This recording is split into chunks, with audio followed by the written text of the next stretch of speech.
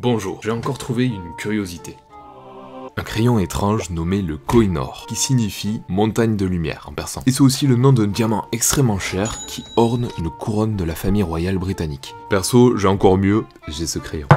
Il est composé d'une mine de 3 couleurs différentes, pas nouveau comme matos, ça existe depuis très longtemps. Défi, je dois faire un dessin et vous devinez de qui il s'agit. Bonne chance. Bonne chance. Bon ben... Une feuille de type Bristol, un crayon tricolore, une main et un cerveau. Avant le défi, mini crash test. En fait, il suffit de faire une toute petite rotation en coloriant pour qu'on fasse pression sur une autre couleur.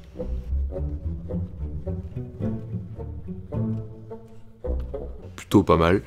Si je trace des traits, ça fait directement des dégradés. Là. Ouais, ça fond sur la couleur suivante en fait. Nickel. Avec ces 3 couleurs, j'ai du chaud, du froid, et je vais pouvoir créer pas mal de nuances. Devinez qui je dessine. Si j'y arrive, c'est pas sûr. Je vous préviens, je vais un peu là où le caricaturer. Je commence avec une extrémité bleue. On va y aller stratégiquement. Là, je vais faire une personnalité ultra connue, du coup, je dois pas trop me rater sur les proportions. Je me concentre direct sur les contours. Là, ça vire un peu sur le vert quand même.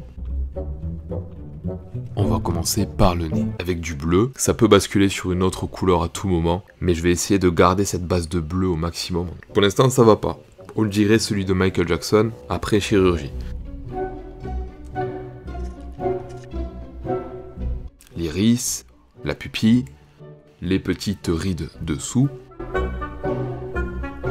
Deuxième œil, j'impose un peu plus le pigment du crayon sur le papier.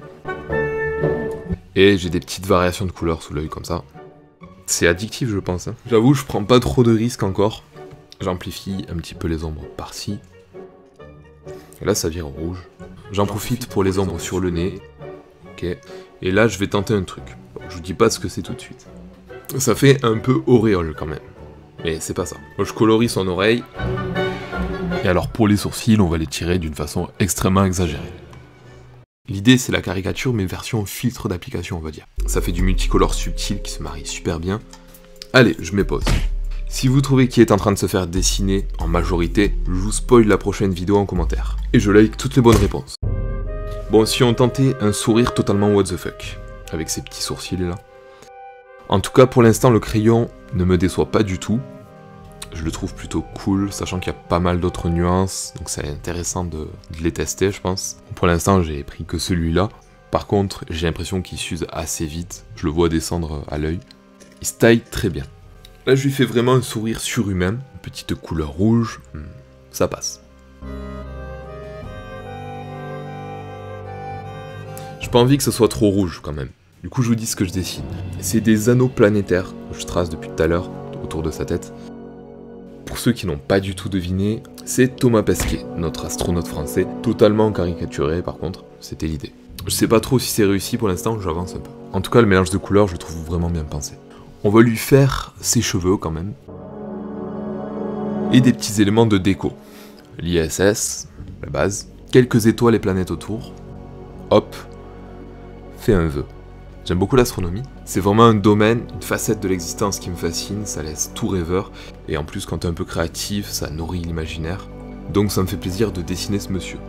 Pour les planètes, je cale quand même un petit relief sur leur surface, je vais pas juste les laisser en 2D. Encore une fois, je valide l'effet multicolore. Il a quand même l'air de se moquer de nous, le Thomas Pesquet avec cet air là. Je pense que c'est plutôt la tête qu'il fera si on lui annonce qu'il part toucher la lune. Très bonne expérience de ce crayon. Comme le changement de couleur se fait en dégradé, on a quand même le temps d'anticiper le positionnement des couleurs. En plus, elles se marient comme le chocolat et le caramel, donc c'est parfait. J'ai dégoté ça dans un magasin Beaux-Arts indépendant Griffe.